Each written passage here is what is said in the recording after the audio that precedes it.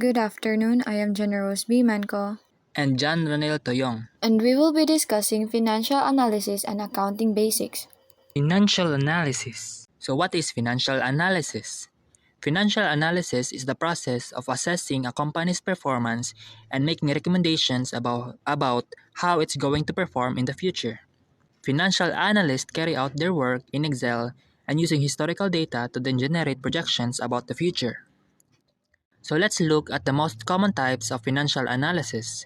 These 12 types are extremely important and we're going to outline what each of them are and how they're useful. Let's begin with vertical analysis. In vertical analysis, an analyst will take each line item on the income statement and divide it into revenue to see it as a percentage. This enables the analyst to compare the company to the other companies in the same industry, which is why it is also called a common-sized income statement. So this is a very good first step in comparing companies. Another type of analysis is horizontal. With horizontal, instead of moving up and down the income statement, we move across the income statement comparing year-over-year performance. It's typically done with 3 to 5 years of historical data, and the number are divided into each other to express them as a growth rate either up or down year over year. This is commonly referred to as trend analysis. Third is leverage analysis. Leverage ratio are very important to analyze for a company. It tells the analyst how much debt or equity a business has relative to its assets or to some type of cash flow generation. Below are 4 examples of commonly used leverage ratios that an analyst should know about. So, growth rates are another important types of financial analysis. Based on historical results, an analyst can forecast how it expects a company to grow in the future. Common examples are year-over-year growth rates, regression analysis, bottom-up and top-down approaches to forecasting. Next is profitability analysis. Profitability analysis looks at how much income a business earns relative to its revenue. You can look at gross profit, EBITDA margin, EBIT margin, and net profit margin to see how much earning a company can generate. So next is liquidity analysis. Liquidity analysis is also very important. It looks at the short-term ability of a company to meet its obligations. You can look at the current ratio, perform an acid test, the cash ratio, and look at the net working capital to understand how easily a company can meet its obligations that are due in less than a year. So moving on to the efficiency analysis. It is also very important as it looks at the company's balance sheets as well as its ability to generate revenue. So essentially, it looks at the company's assets and its sales and tries to assess how well it's using those assets to generate revenue. So next is the cash flow analysis. So there is an expression that cash is king, and this is very true in finance. Thus, cash flow analysis needs to be performed in addition to profitability analysis. Looking at the cash flow statement will give a clear picture of how much cash a company is generating. So here are the 4 common cash flow metrics that an analyst should use to analyze a business. So next is rates of return. Rates of returns are very important for investors. When they make an investment, they want to get a return on it or ROI. There are many types of ways to measure return. Common examples are return on equity, return on assets, return on invested capital, divided yield, capital gain, accounting rate or return, and internal rate of return being the ultimate measure of return for an investor. So next is valuation analysis. Valuating analysis is when an analyst attempts to value a company based on cash flow or other metrics. Let's look at the main methods of valuating a business or an asset. So there is the cost approach, the market approach, and the discounted cash flow approach or intrinsic value. So the market approach and the intrinsic value approach are the most common method used by industry practitioners. So next is the scenario and sensitivity analysis. So it can be layered on top of valuation work, and it looks to understand how sensitive the value of a company is relative to changes in operating assumptions. So scenarios can be used to understand how a business might perform in different future states of the world. And finally, variance analysis. So it looks to assess how a company performed relative to its budget or to a forecast it seeks to understand using root cause analysis. What was the lead or the cause of over and under performance? So a waterfall chart shown here can help summarize the impact of various assumptions in the results that the company achieved. So at the end of the day, all 12 methods of financial analysis are very important and should all be done together in conjunction with each other so that you can have a full picture of a business performance and how you expect it to perform on the future. So thank you so much for listening. So that's all for the financial analysis. Accounting is like a big tree. It's been around for ages and it has a lot of branches. There's financial accounting, managerial, tax, audit, and bookkeeping. But generally, I think when people say accounting, they usually mean financial accounting. So, what is financial accounting? It is the process of identifying, recording, summarizing, and analyzing an entity's financial transaction and reporting them in financial statement. So imagine that you own a Rough Times, a tabloid newspaper covering all the latest gossip on our furry friends during March. You run a promotional offer for annual subscriptions that begin on April 1st. People can't get enough of your stories and you end up with $40,000 in new subscriptions, all paid for in cash. The first step in financial accounting is to identify the transactions. Well, that's easy. I just mentioned one. You made $40,000 in new annual subscription. This starts on April 1st and continue through to March 31st next year. So what's the next then?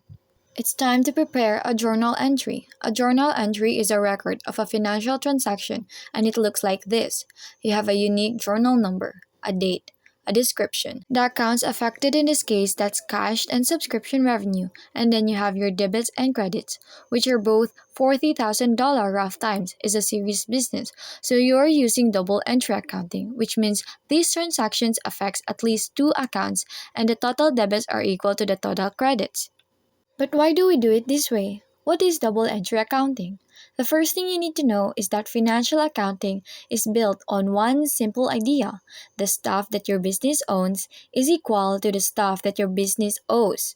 We call the stuff that your business owns assets. These are valuable resources that you'll benefit from in the future. Things like cash and inventory, but on the other side of this formula, we use two different words to describe the stuff that your business owes. Liabilities, when you owe stuff to third-party lenders or suppliers. These are your obligations that you'll need to fulfill in the future.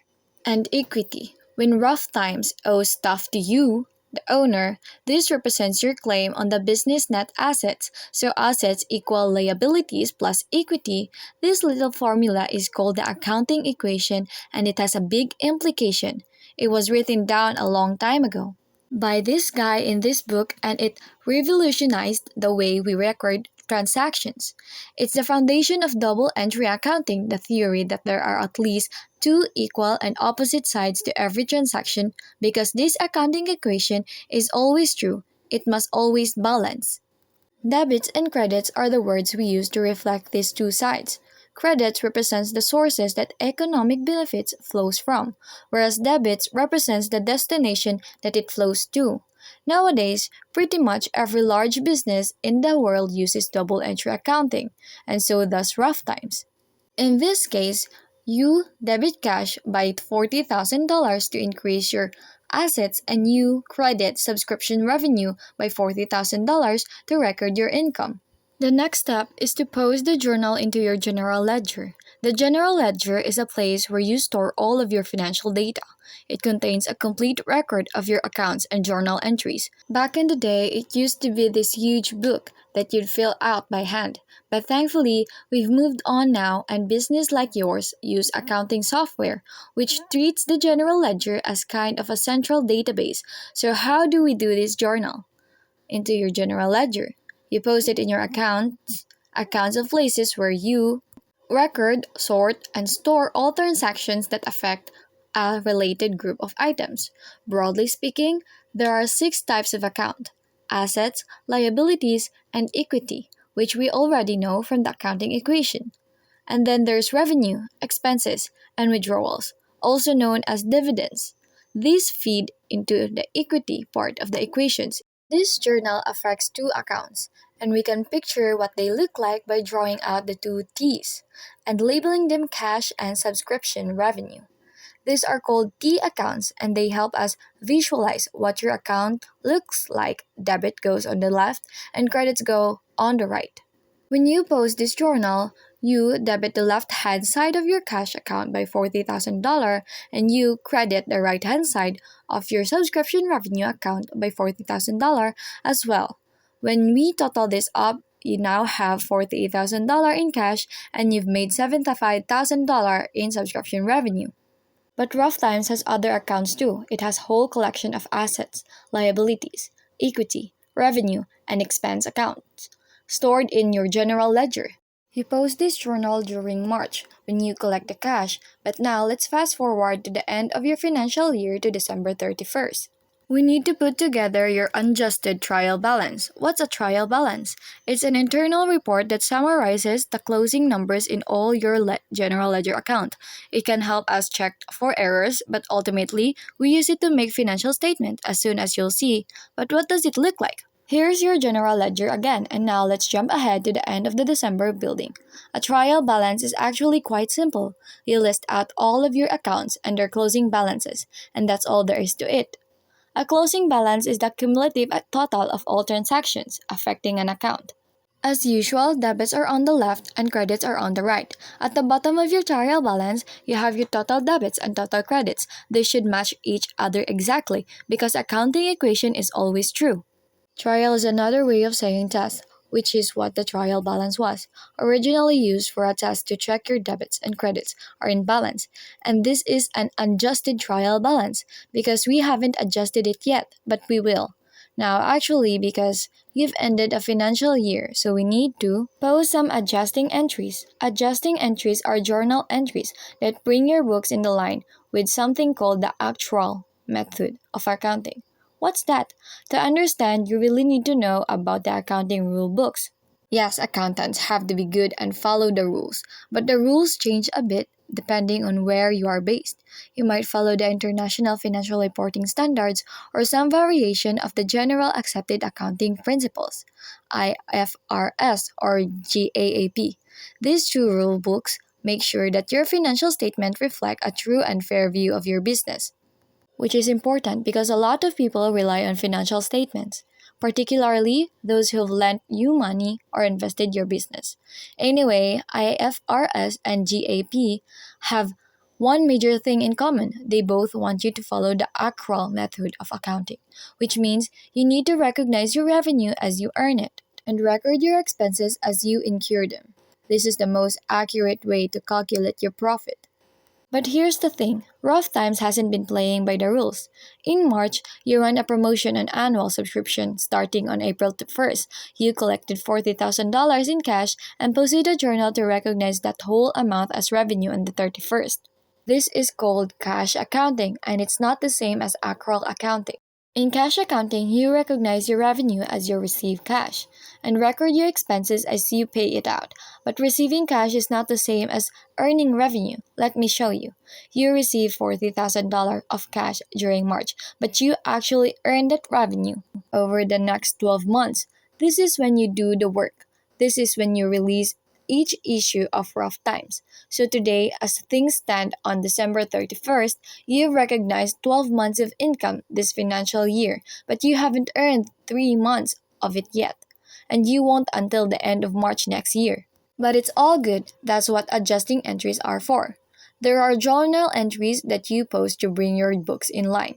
With the accrual method, we fix this situation by reversing 3 out of 12 months of your subscription revenue, which is $10,000, and temporarily holding it as a liability in an account called deferred revenue or unearned revenue. This is a liability account because you still have obligation at the end of the year to provide your customers with rough time from January to March. Let's post this one to your general ledger and run ourselves a new adjusted trial balance. This time is adjusted because you posted your adjusted entries. We can see that your subscription revenue has gone down by $10,000 and your liabilities have gone up by $10,000. Your debit and credit totals still match each other because there are two equal opposite sides to the journal, and now you're playing by the rules because you're following the accrual method of accounting. Now we can create your financial statements.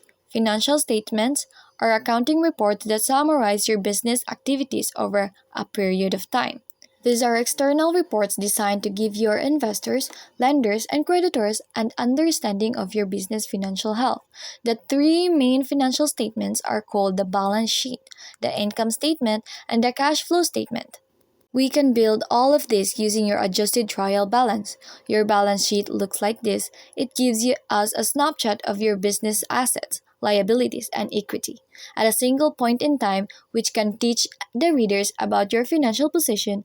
They can see what you owned and what you owe at the end of your financial year. Now let's check out your income statement. This summarizes your business's revenues and expenses over a period of time. Here's what the previous year, and it gives the readers a glimpse of your financial performance and profitability. If you were cash accounting, then this income statement would also mirror your cash flows.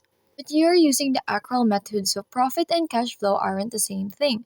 You keep track of your cash flow separately in a cash flow statement. This report summarizes your cash inflows and outflows over the same period of time. Once you've created these three financial statements, you can send them out to your investors, lenders, and creditors.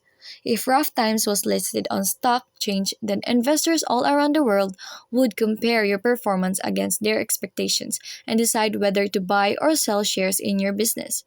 They'd analyze your statement using financial ratios. Once you're done with your financial statements, you need to post some closing entries to prepare your books for next year. A closing entry is a journal entry that you post to clear out all of your temporary accounts like revenues, expenses, and dividends. For Rough Times, your journal would look something like this. You'd debit your revenue accounts and you'd credit your expenses account. Clear them down to zero, the balance of $26,440 goes to retained earnings in the equity section of your balance sheet. These are your profits that you're holding on to for the future. So if you look at your trial balance again, then we can see your revenue and expenses account has been reset to nil, and now you're ready to tackle the new year together. These steps make up the accounting cycle, and this is what financial accounting is all about. It's the process of identifying, recording, summarizing, and analyzing your business financial transactions and reporting them in financial statements. Thank you so much for listening, and that's all for today's report.